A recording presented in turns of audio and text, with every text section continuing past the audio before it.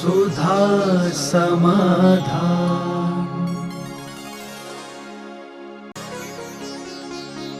नमोस्तु गुरुदेव। तीर्थंकर या चक्रवर्ती जैसे पुण्य पुरुषों का मल्लेच्छ खंड के अधर्मी जीवों से संबंध होना कैसे संभव है? उनको अधर्मी आपने कैसे कह दिया? अतीत का अधर्मी है, वर्तमान में तो वो इतना पुण्यात्मा है, तभी तो चक्रवर्ती से उसके संबंध बने। अतीत में किया हुआ अपराध, जैसे जेल में हम लोग प्रवचन करने जाते तो आप कहो कि महाराज उन जेली पापियों के, अधर्मियों का ऐसा क्या पुण्य है जो आप लोग जेल में पहुंच जाते हो प्रवचन देने? तो वो अतीत के पापी हैं। हमारे एक सूत्र है, घृणा पाप से करो, पापी से नहीं। पाप से घृणा है, पापी से नहीं। वो मलेच्छ खंडी में ने अतीत में पाप किया,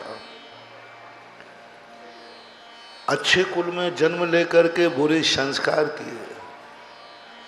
तुम ये विचार करो कि वो मलेच्छ खंड गया क्यों?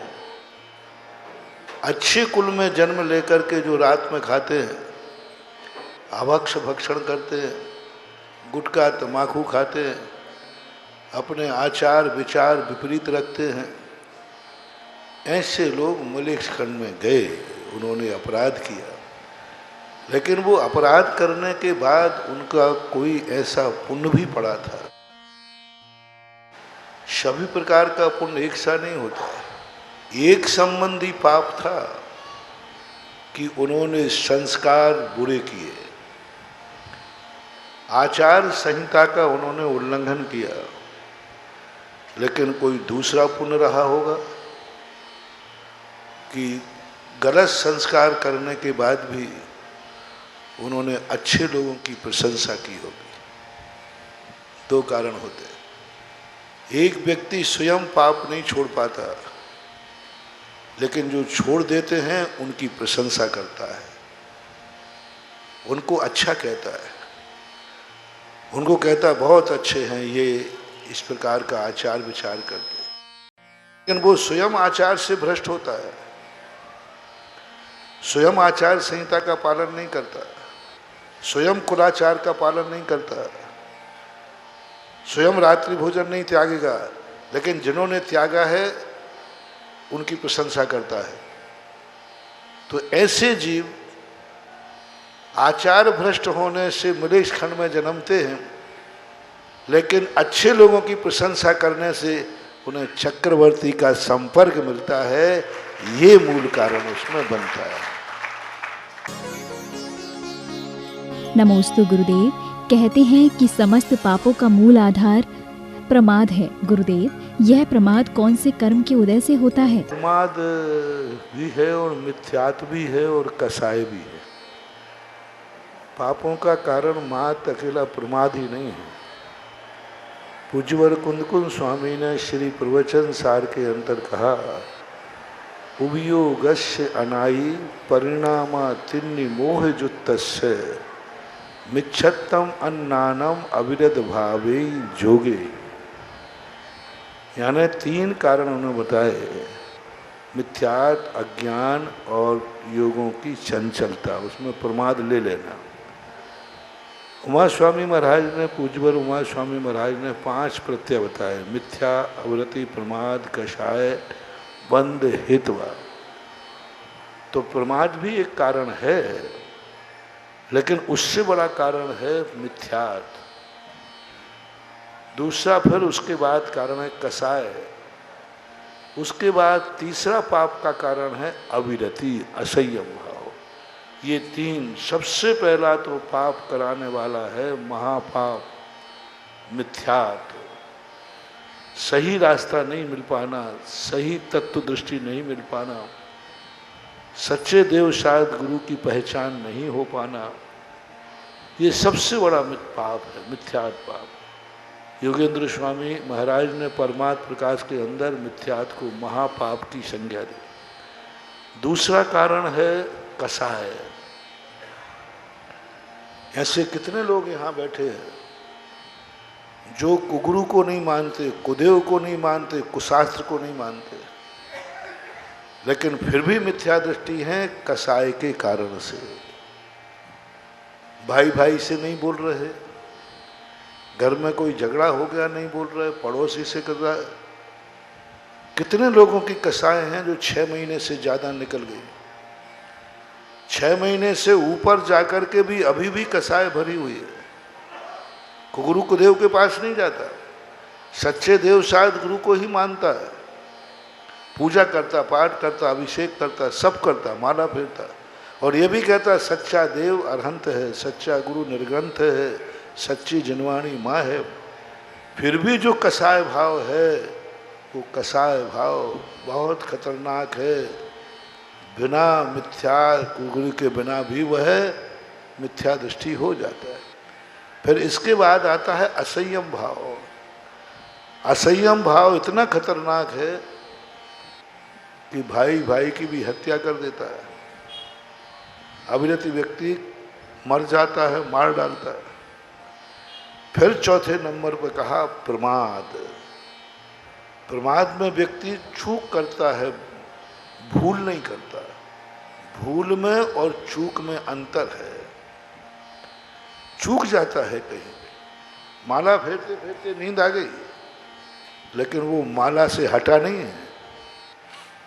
एक कुदेव की माला फेर रहा है और एक सुदेव की माला फेरते फेरते नींद आ गई है। दोनों में से खतरनाक कौन है?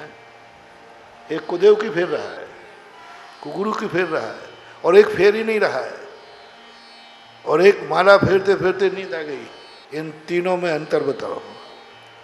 एक फेर ही नहीं रहा है, एक खोटे देव की फेर रहा है, खोटा मंत्र, और एक सच्चे नमोकार मंत्र की फेर रहा है, लेकिन बीच में झपकी ले रहा है। इन तीनों में से अच्छा कौन है? इसका अर्थ ये नहीं कि तुम माला फेरते फेरते सोते जाना है, नहीं, बहुत प्रमाद कर रहा है, लेकिन उसकी दृष्टि में अभी तत्व दृष्टि है, सत्य को स्वीकार करता है। इसलिए प्रमाद के 15 प्रभेद कहे, जो छठे गुण स्थान तक भी चले जाते हैं। इसलिए नमोस्तु गुरुदेव। पारिवारिक, सामाजिक या धार्मिक क्षेत्र में पहले नकारात्मक विचार ही क्यों आते हैं? ये हमारी भूल है। ऐसी बात नहीं, नकारात्मक विचार नहीं आते, नकारात्मक ही आते हो ऐसा नहीं। आपका कोई संबंधी हो जिससे आपको राग हो, उसको देखकर नकारात्मक विचार नहीं आते। भली वो गलत कर रहा हो, भली गलत कर रहा हो, लेकिन चूंकि तुम्हारा उससे राग भाव है, तो जिससे तुम्हें राग भाव होता है उसकी गलती दिखती ही नहीं, नकारात्मक विचार नहीं आते। एक डाकू पकड़ा गया, उसे फांसी हो गई, उसकी माँ रो रही थी, सारा गांव खुशी मना रहा था। सारा गांव किया था अच्छा हो गया, और माँ रो रही थी। बोले माँ तुम क्यों रो रही हो? डाकू मर गया, खुशी मनाओ। बोले होगा दुनिया का डाकू, मेरा तो बेटा था। अब बेटे के राग ने उस अपराध को ढक दिया। नकारात्मक नहीं आते। नकारात्मक विचार तुम्हारे उसके प्रति ज़्यादा आते हैं जो तुम्हारे प्रतिकूल चलता है, तुम्हारी इच्छाओं के विरुद्ध चलता है, जो तुम्हारी भावना के अनुसार नहीं चलता, उसके प्रति आपके मन में द्वेष भाव आता है, नकारात्मक विचार आता है, क्योंकि तुम ये चाहते हो सारी दुनिया मेरे हाथ की कठपुतली बन के नाचे। हाँ, तो यह जो तुम्हारा सोच है, इस कारण से नकारात्मक विचार आते। तुम सारी दुनिया को अपने अनुसार चलाना चाहते हो, यहाँ तक कि तुम भगवान को भी चाहते हैं, भगवान पे राज हम जब जाएं तब भगवान हमारी हर इच्छा पूरी करे। यहाँ तक तुम चाहते हो कि गुरु महाराज भी, बोल दो ना आगे, हमारी इच्छाओं की पूरी करे। मंत्र से भी यही चाहते हो। तो ये जो तुम्हारा सोच है यह नकारात्मक है। यदि इस सोच पर तुम काबू पा लो तो फिर तुम्हें दुश्मन को देख करके भी नकारात्मक नहीं, सकारात्मक विचार आना शुरू हो जाएं। नमोस्तु गुरुदेव, क्या वस्त्रधारी पंडितों से भगवान की मूर्तियों में प्राण प्रतिष्ठा करवाना उचित है और क्या ऐसी प्रतिमाएं पूजनीय हैं या नहीं? आगम के अनुसार मैं बहुत बार बोल चुका हूँ, पूज्यवर जिनसेन स्वामी महाराज ने सबसे पहले यही बात की, सूर्य मंत्र देने का अधिकारी दिगंबर मुनि ही है। बिना उसके प्रतिष्ठा, जो स्वयं ही अभी वस्त्र पहने हैं वो दूसरों के वस्त्र कैसे उतारेगा? क्या गृहस्थ मुनि दीक्षा दे सकता है? स्वयं के वस्त्र के त्याग नहीं, वो वस्त्र कैसे उतार सकता है? किसी आगम का ऐसा कथन नहीं है। तुम कहो बीच में महाराज नहीं थे तब तो भट्टारक लोग पिछी लेते थे और वो वस्त्र उतारते थे तो भी उनकी मुनि मुद्रा कहलाती थी। ये कहीं नहीं लिखा कि पंडित वस्त्र उतार करके और सूर्य मंत्र दे दे। दिगंबर मुनि मुद्रा होना चाहिए, नंगा नहीं। नंगा वस्त्र नहीं दे सकता। पंडित यदि वस्त्र उतार भी देगा पर्दे के अंदर तो भी वह मुनि मुद्रा नहीं बनेगी, नंगा बनेगा। और आगम में ऐसा कोई उल्लेख नहीं है। और जिन मंदिरों में, जिन मूर्तियों में वर्तमान में ठीक है अभाव उस समय था, भट्टारक देते थे, आज तो कसाय भाव है। दिगंबर मुनिराज मौजूद हैं फिर भी वो गृहस्थों से मूर्ति में सूर्य मंत्र दिलवा रहे। वो देते ही नहीं, मंत्री नहीं। जिस मूर्ति में मुनिराजों ने सूर्य मंत्र नहीं दिया हो वो मूर्ति नहीं है, वो स्टेचू है। उसकी वंदना करना पाषाण को पूजना है, पाषाण मूर्ता। एक पाषाण मूर्ता आती है। तो ये जो बिना सूर्य मंत्र दिए बिना गृहस्थों से दिलाते हैं, उस मूर्ति की पूजा करना पाषाण मूर्ता है। वो पूजनी है ही नहीं, वंदनी है ही नहीं। और ऐसी मूर्तियों की जो पूजा करते हैं उनका मरण कभी अच्छा नहीं होता। 50 साल का रिकॉर्ड है। उनके कभी संलेखना पूर्वक मरण नहीं होता, समाधि पूर्वक मरण नहीं होता। एक भी अभी तक उदाहरण नहीं है। जो ऐसी मूर्तियों की पूजा करते हैं उनके जीवन में इतना पुण्य भी बंद नहीं होता कि वे मरण भी समाधि पूर्वक कर सके। तो ऐसी मूर्तियां वंदना के योग्य नहीं हैं।